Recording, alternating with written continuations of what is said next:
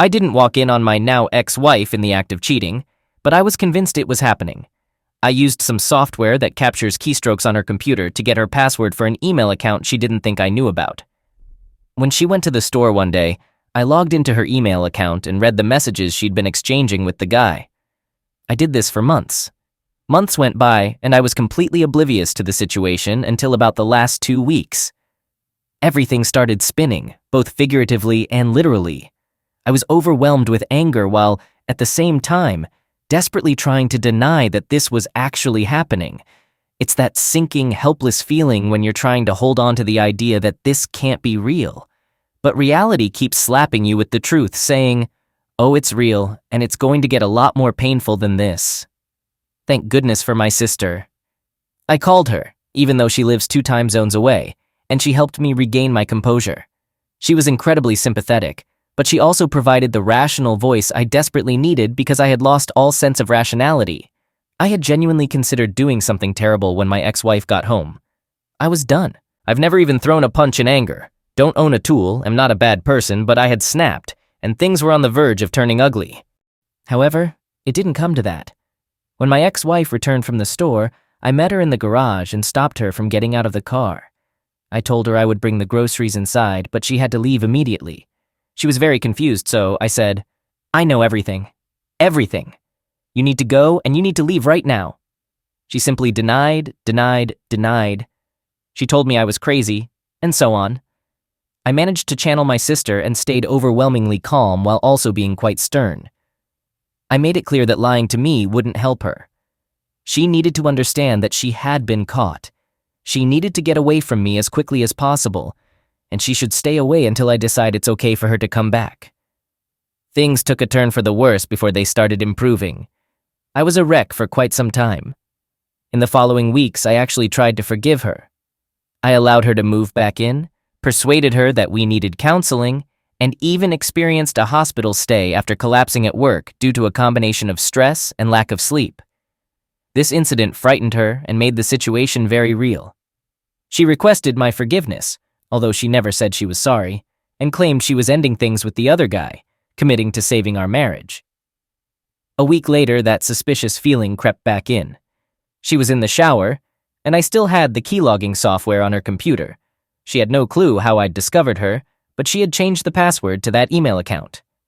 I logged into her email once again, and I found out she had been with the guy the day before. I lost it, but this time my anger wasn't directed at her. It was aimed at him.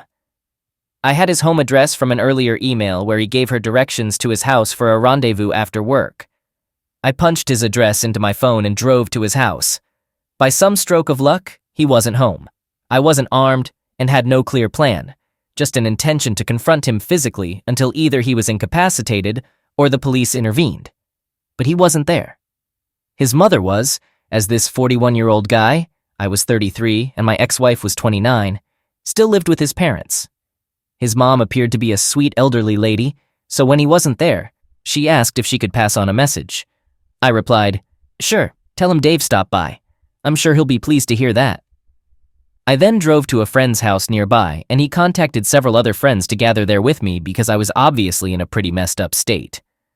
Fortunately, I have wonderful friends and family who prevented anything bad from happening and made sure I didn't do anything to ruin my life.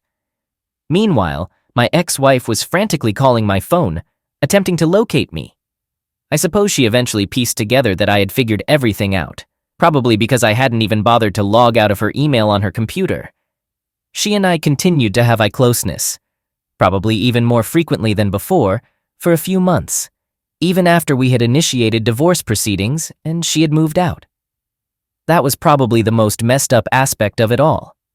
Even after everything that had happened, I couldn't bring myself to stop engaging with her for quite a while.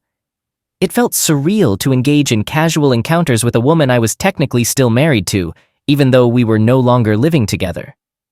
At all hours of the night, she'd text me with a simple, "Busy?" All that meant was she wanted me. As for the guy she'd cheated with, I came across pictures of him.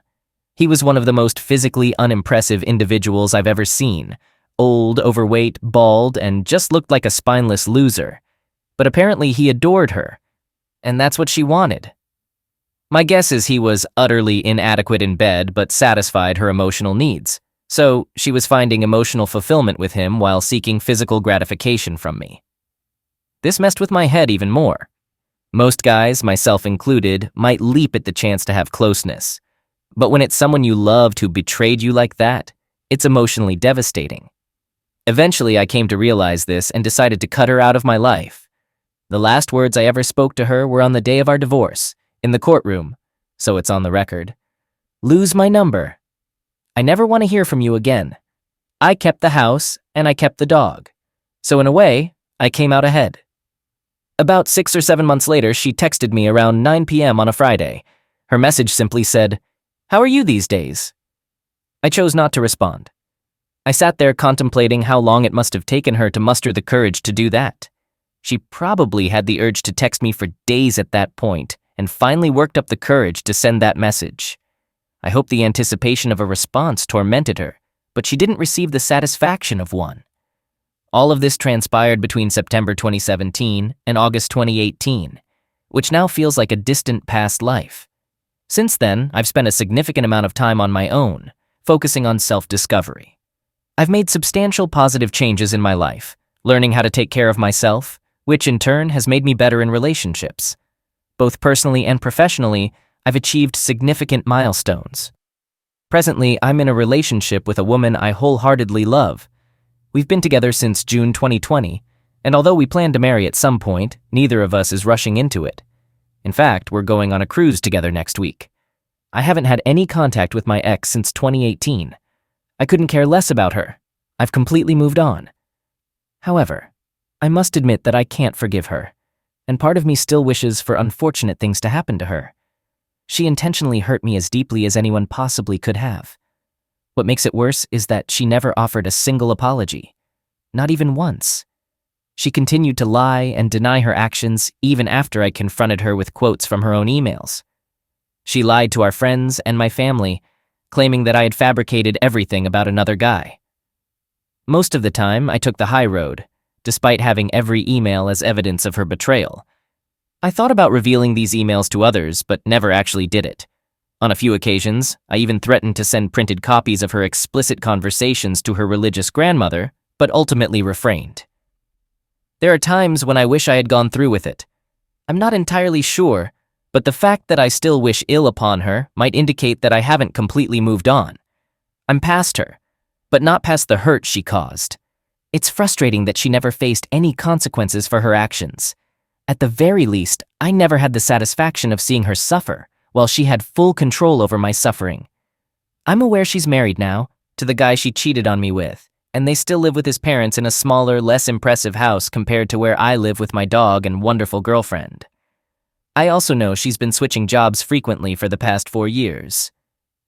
This knowledge comes from one of my closest friends, who also happens to be her cousin and co-worker.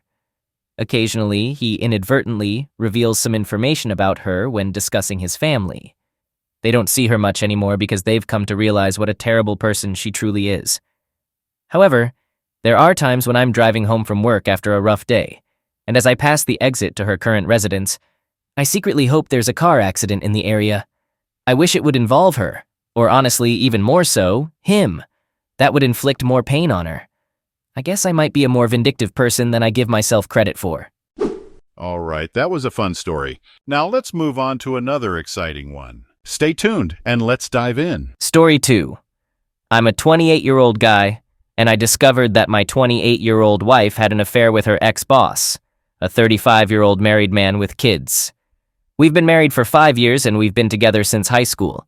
In fact, we were even childhood neighbors. She's always been a constant presence in my life. We both came from broken families, and we thought we were creating something different from what we grew up with. At least, that's what I believed. Maybe I was just incredibly naive all along. I still work remotely, while my wife has gone back to working in person. There aren't many women in her field, and she often complained to me about her job feeling like a boys' club. Her affair partner, who was also her supervisor at the time, was supposed to be one of the good ones and looked out for her at work. Recently, my wife got a promotion, and I was genuinely happy for her. She became a supervisor herself, which came with more responsibilities, including a few business trips throughout the year. Her first trip was last week from Wednesday to Friday. Before she left, I told her I'd be cheering her on from home, and she told me to take care of her heart because she always says that whenever we have to be apart. On Monday, she came home from work early, and I immediately sensed that something was wrong. She looked distressed, and there was a red mark on her right cheek. My wife is fair-skinned and bruises easily. I asked her what had happened, but she only wanted a hug and said she needed to feel my embrace. After hugging for a while, she finally admitted that something terrible had occurred at work. She sat me down on the couch and confessed to something that has shattered me and turned my life upside down. She had closeness with her former supervisor during the business trip. At first, I couldn't even process it. It felt like I was witnessing it happening to someone else, or that she was about to reveal it was all a cruel joke. I think I would have preferred the cruel joke over this harsh reality. Throughout her confession, I remained completely silent, not uttering a single word. I was just in a state of shock. Cheating has always been a sensitive topic for me, as it is for many people. My own family was torn apart by an affair my dad had. I was the one who discovered his infidelity and had to inform my mom. My relationship with my dad has never been the same since, as he blames me for ruining the family and has never forgiven me. My wife knew how deeply cheating affected me, as she had seen me cry over it when we were teenagers, and she had comforted me. And now, she's done this to me? To us? To make matters worse, it turns out the man's wife found out about the affair and confronted her husband and my wife at their workplace. It turned into a big scene, with employees and customers as witnesses. The woman called my wife white trash and even slapped her. After the slap, other employees stepped in, and the woman was eventually escorted out of the building. My wife then called her older sister, 30F, who scolded her and insisted she needed to confess the affair to me, emphasizing that I deserved to hear it from her. Still, I remained silent, and she pleaded with me to say something. In that moment, all I could manage to say was that I needed her to explain what had happened during the trip. She recounted that on the second day of the trip, she went out for drinks with the other team leads. As the night went on, the other team leads gradually left until only she and her former supervisor remained, and they ended up going back to his room to listen to music. He kept showering her with compliments, telling her how attractive she was, and suggesting that if he were in my shoes, he wouldn't be able to resist her. He eventually kissed her. According to my wife, she felt overwhelmed and claimed she wasn't thinking clearly. However, she allowed him to continue kissing her, which escalated to him groping her, and ultimately they became intimate. I couldn't bear to hear more details, so I abruptly got up from the couch and told her to stop. She extended her hand toward me, but I moved away, instructing her not to touch me. She broke down in tears, offering profuse apologies and pleading for forgiveness. She kept emphasizing that it was the gravest mistake she had ever made, expressing self-loathing and wishing she could undo it. She repeatedly professed her love for me, insisting that she loved only me and that alcohol had clouded her judgment. I informed her that she needed to leave immediately, urging her to call her sister to come pick her up. She got up from the couch, crying even harder, and attempted to hug me, but I distanced myself once again. She begged me not to take this course of action, making promises like quitting her job, granting me unrestricted access to her phone, and proposing that we undergo counseling. I couldn't hold myself together. I told her that if she wasn't going to leave the house, then I would. I didn't even pause to pack a bag or anything. I simply headed for the door. She grabbed my arm, seemingly trying to prevent me from leaving, and continued to plead with me, emphasizing that after everything we'd been through, this couldn't be the end of us. Update. Yesterday, I decided to reach out to the other betrayed spouse. I felt it was crucial to hear her perspective to gain clarity, as she wouldn't have any reason to deceive me or hold back information. I located her Facebook account and messaged her on Messenger. She responded in less than 10 minutes and offered to video call right away. I promptly confirmed my availability. With just one glance and no words exchanged, it was evident that she was going through a similar ordeal as me. She mentioned that shortly after being escorted out of the workplace last Monday, she actually attempted to get in touch with me, but couldn't find my contact information. In fact, one of the last things she told my wife was a threat to inform me about the affair. As she recounted this, all I could think about was how my wife hurried home that day, and how her sister insisted that I needed to hear about the affair from her. I inquired if she knew more about what happened during the team lead trip, or if it was indeed just a one-night stand. I also asked how she found out about it. What she shared with me confirmed my worst fears. The affair had been ongoing before the trip, and she had documented proof in the form of text messages that indicated an intense emotional affair. OBS shared all this with me through screen sharing, and I could hardly keep my composure. She explained that back in January, she noticed her husband becoming distant and disinterested in their relationship. There were instances when she saw him texting my wife, but he dismissed it as work-related conversations. The day before the trip, she visited the workplace to drop something off that her significant other had forgotten.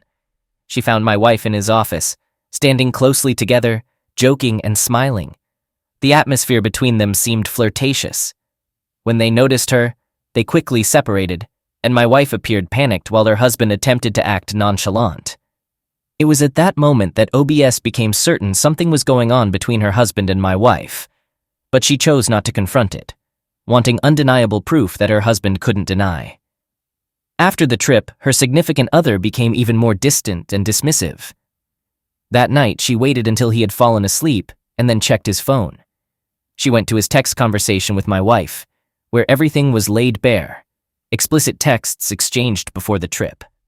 It began as emotional infidelity, with some messages from the other man stating that he couldn't concentrate at work whenever my wife was around. In these texts, it was clear that the other man was the one pursuing my wife, but it didn't make much of a difference because she never rejected his advances. Some of the texts before the trip had the other man blaming his wife and venting about repeated miscarriages. It was truly disgusting the way he spoke about her to my wife. He repeatedly mentioned how he might need a woman like my wife.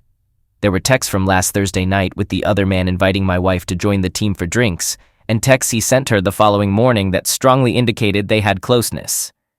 At this point, my wife hadn't replied to him since Thursday night. I didn't think it was possible for me to feel any more pain, but here I am. The other betrayed spouse mentioned that it took all her strength to remain calm because she didn't want to wake her twins sleeping in the other room. She decided not to wake her husband or confront him right away. In her heart, she had already moved on from him, feeling that he had crossed a line that couldn't be crossed back. She confessed that she was angrier than she had ever been in their marriage, and she was determined to hurt him in the same way he had hurt her. So she put on a facade, pretended everything was normal, and waited until Monday to expose him at work in front of his colleagues, subordinates, and customers. She explained that this confrontation had been building up for a while. It happened by chance that my wife was at work that day too. When the other betrayed spouse saw my wife with the other man and another coworker, she decided to confront my wife as well. My wife attempted, unsuccessfully, to get her to calm down. The other betrayed spouse then mentioned that her husband had shown no signs of remorse, only anger at her public outburst. I learned from her that the other man was fired the day after the confrontation. She also kicked him out of their house, and she shared that one of the most challenging aspects was explaining all of this to her twins. I understood this, having witnessed my own mother do the same after my father's actions. She said this entire ordeal had revealed her husband's true character. Despite her husband pursuing my wife, she believed my wife still played a role in the affair, and as a woman, she had no sympathy or respect for my wife. I reassured her that I didn't fault her for feeling that way. She had every right. Surprisingly, she even apologized to me for her husband's involvement in the affair. I was momentarily speechless and then apologized for my wife's part. She mentioned that we were now both members of a club we never wanted to join, a club our significant others had forced us into. She inquired about my wife and me, and I informed her that I wasn't currently living with my wife. We wished each other the best, exchanged numbers, and left the door open for future conversations. Part of me felt a sense of satisfaction that the other man was losing everything, his job and his family, and perhaps he was experiencing suffering as well. However, I wasn't proud of that feeling. Simultaneously, I felt immense anger toward my wife for what she had done to us, for breaking our vows, and for jeopardizing my health. We had love after she returned from the trip, and the post-trip texts suggested that protection may not have been used. I am aware that I need to re-establish contact with my wife to discuss the information provided by the other betrayed spouse and request a timeline. Update. Hello everyone, here's an update on the situation. I've been maintaining light contact with my wife. She texted me about her post-suspension meeting and an hour later informed me that she had been fired. She still appeared the same as on Sunday. She mentioned that she had completed the timeline and I told her I would come over tomorrow. She expressed that writing the timeline was one of the most challenging tasks she has ever undertaken, second only to our current separation. My mom offered to accompany me for support, clarifying that she wouldn't enter the house but would wait in the car. I believe she was concerned about my well-being during the drive back. I accepted her offer, and we drove to my wife's location. She was waiting for me inside with a 2-page document. She appeared anxious, and I sat beside her on the couch, reminiscent of day. I asked her to read the timeline, which surprised her, evident by the fear on her face. We have always been in tune with each other, and her fear only intensified my anxiety. I explained that I needed her to do this for me, and after a moment she complied. It was crushing on day, equally crushing when I spoke to the other betrayed spouse, devastating when my wife admitted to the emotional affair, and it remained just as crushing now. The timeline covered the period from when my wife was hired until today. It outlined how her friendship with the other man began, the workplace culture, and how the other man presented himself as different. While he engaged in jokes with the guys, he didn't participate in the nonsense and maintained his department effectively. He started looking out for my wife and went out of his way to ensure her work was acknowledged. A friendship developed, and the other man began venting about his home life, with my wife becoming a supportive listener. He would inquire about her life, and it seemed like he was probing. She shared details about her mother's relapse. He became more outspoken in venting, and she regrets not speaking up earlier, but her perception of AP as one of the good ones clouded her judgment. At work, co-workers teased her for being AP's favorite, among other things. She didn't share this with me because, at the time, I was dealing with issues involving my dad, and she felt her problems were insignificant in comparison, not wanting to burden me. Instead, she vented to AP, which kick-started the emotional affair, and now AP was privy to problems I knew nothing about. Learning this was painful because we had always maintained open communication. There was nothing we couldn't discuss. Regardless of my own concerns, she was my top priority, and I would have been there for her. We were a united team. AP began flirting at work and via text messages, and she reciprocated. He mentioned an upcoming promotion and expressed his desire to ensure she was considered because she was one of the top employees. After the promotion, he hugged her, marking their first physical contact, and humorously suggested she could thank him later. During a team outing for drinks, they separated to their own table, where he vented about OBS and his children. They proceeded to his hotel room under the pretext of listening to music and continuing the celebration of her promotion. He played music and commented on the view from his room. He pulled her close and engaged in some dancing, repeatedly expressing how attractive she was and how he wouldn't be able to resist her if he were in my shoes.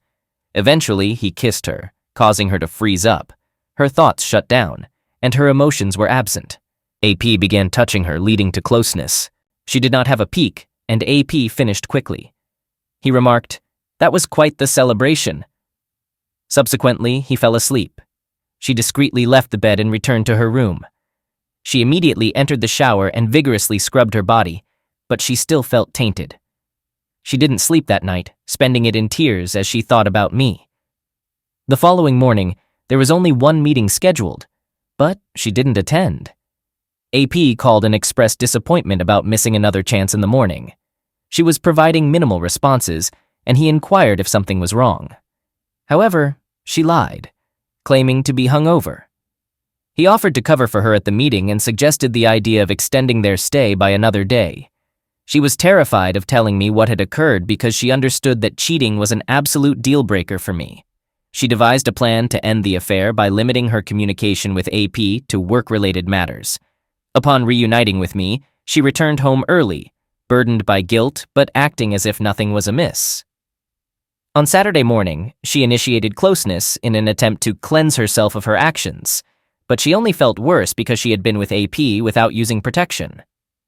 On Monday, AP took her aside, and she told him they should leave what happened in the past, acknowledging it was a mistake. However, AP contested this until another colleague approached. After the confrontation, she called her sister in a state of panic, and it was on the same day that my sister-in-law discovered the affair, just like I did. I believe individual counseling would be beneficial. I underwent IC for a year following my dad's affair. Additionally, I still intend to pursue the polygraph route. I'm aware that I need to have my WW take a pregnancy test, even though she's on birth control. I would greatly appreciate any thoughts and advice on this entire situation. Update. On Friday night, I reached out to OBS via text to inquire if we could have a conversation. I sought her perspective and wanted to check on how she and her twins were coping.